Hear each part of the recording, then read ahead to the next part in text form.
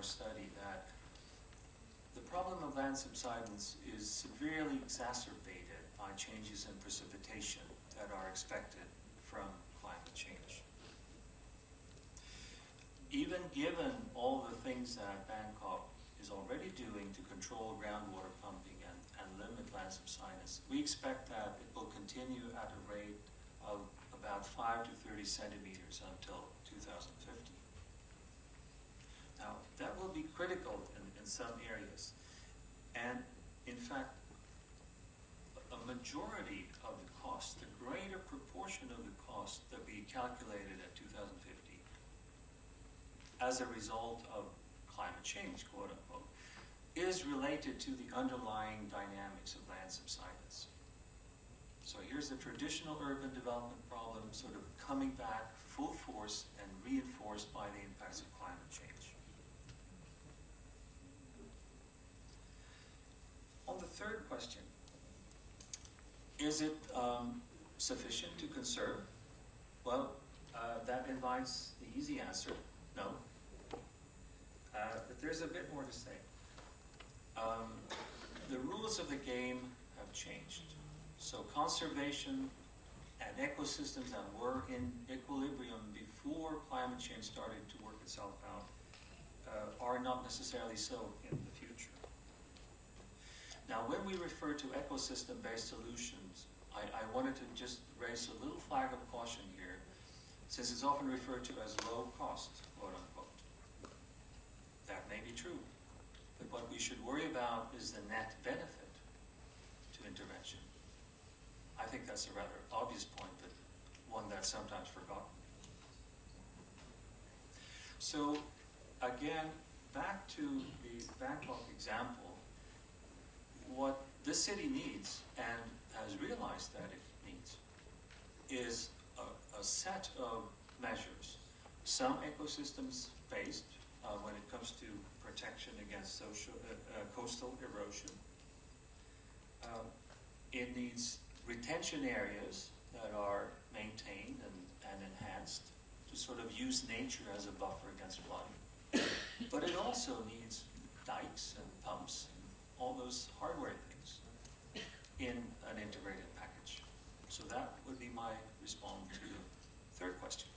Thank you. Thank you very much, Jan, for your very specific answers to the three questions posed by German.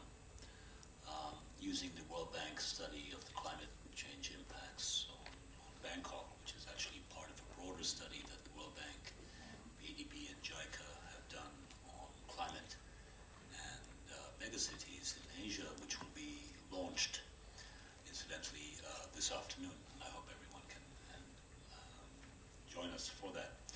So thank you very much, Jan. And now I'd like to turn the floor over to Mr. Takamoto, please. Thank you, Mr. Chairman, and thank you, ladies and gentlemen, and thank you, organizer, for inviting me to such very important meetings as a panelist. For me, I'd like to touch upon the first question raised by the provocateur, which is regarding the measurement on vulnerability. I fully agree with the idea that we need to measure vulnerability, but let me excuse that this purpose should not be used as a judgment on which country is most vulnerable, but it is more important and necessary to understand what kind of vulnerability and how much the vulnerability is in the sub-national areas or in some sectors in one country.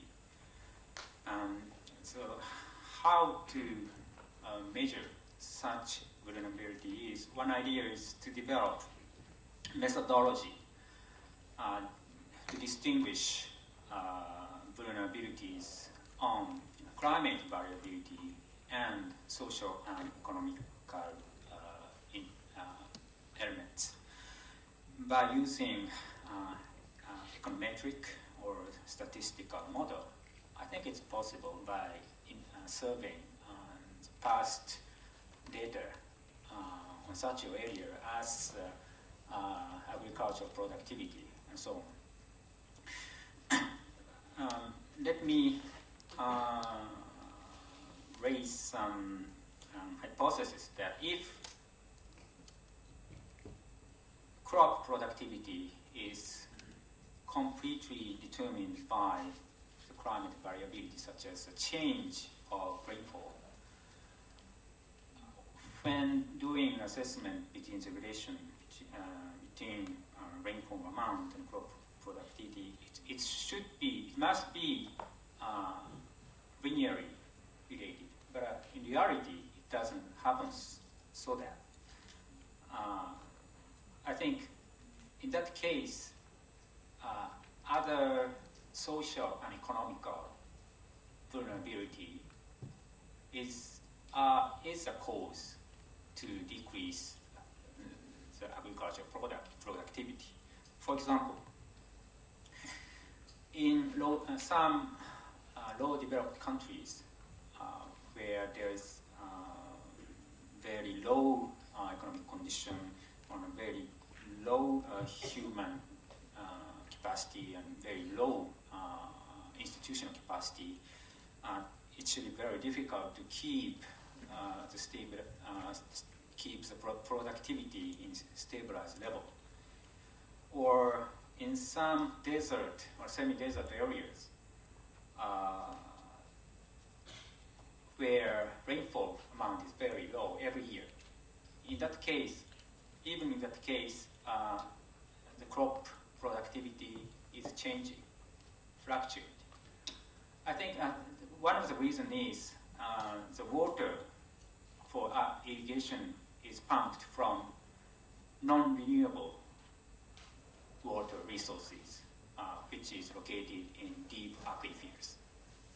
So the government started controlling the usage of water, which is not relevant to climate change variability, but rather social variability, I think. And crop production might be affected by the economic shocks. It is possible. So anyway, it is very important to understand reason why the vulnerability on productivity, crop productivity, for example, comes from. It is such a development on methodology to measure vulnerability, particularly distinguish social and economic variability from the total vulnerabilities. Very important. Thank you. Thank you very much, Mr. Takawata-san. A very useful discussion on how to measure vulnerability, how to identify the climate dimension of vulnerability, and how to attribute changes in productivity in the agricultural sector to climate change. Thank you for those perspectives. I now offer the floor to Commissioner Sanyo of the Philippines. The floor is yours. Thank you. Thank you very much, and good afternoon to everyone. By way of reacting to the presentation of the provocateur, I do wish to start with a quote from Albert Einstein when he said that a problem cannot be solved with the same mindset that created the problem. And I guess I hope that underlines the context with which we should approach adaptation. And I am saying that because earlier today, the executive director of UNEP used a metaphor about adaptation, he cautioned us not to fall into the trap of treating adaptation as the poor cousin of mitigation. And having said that, I would extend the metaphor a little bit more by saying that mitigation should never be treated as the missing brother of adaptation. They should always go hand in hand, because we all know that adaptation can only be effective if mitigation is addressed, and vice versa. These are twin objectives of the convention, and as such, they cannot be done independent of each other. So, in the context of the discussion of vulnerability-based adaptation, and as a reflection on the presentation earlier, just to extend a bit the concept of vulnerability, I agree totally with what has been presented, but I'm always conscious of the concept of risk, and adaptation really is minimizing risk or managing risk. It is not gambling where you throw everything into the air and hope that you win. It is a calculated approach to ensuring that impacts are minimized, that less people are affected, less people and property for that matter. Again, to use another metaphor, which I would borrow from Dr. Chung of the UNEP. He used this in another workshop earlier this week. The metaphor of swimming, but he used that in another context. But the metaphor of swimming, probably not everyone in this room knows how to swim. I come from an archipelagic country of more than 7,000 islands, but only 10% of Filipinos know how to swim. I think this is the same context when we talk about adaptation. Not everyone will know how to swim. But as we approach vulnerability-based adaptation, we should keep in mind that the objective is not merely to minimize the number of people who will drown, but to ensure that everybody learns how to swim. And I guess that should be the trust of the international community. And I encountered a very disturbing concept a few years back when I joined one of the many meetings on addressing impacts of climate change and brainstorming on adaptation measures. There was there was the concept of triage. It was introduced in that meeting. And I'm a bit disturbed with that, because we know that the concept of triage in the context of war is you determine how many of your soldiers are no longer fit to go into battle. And in fact, you only maximize your resources so that those who are fit to go into battle are given the attention, or perhaps the medical attention that they need.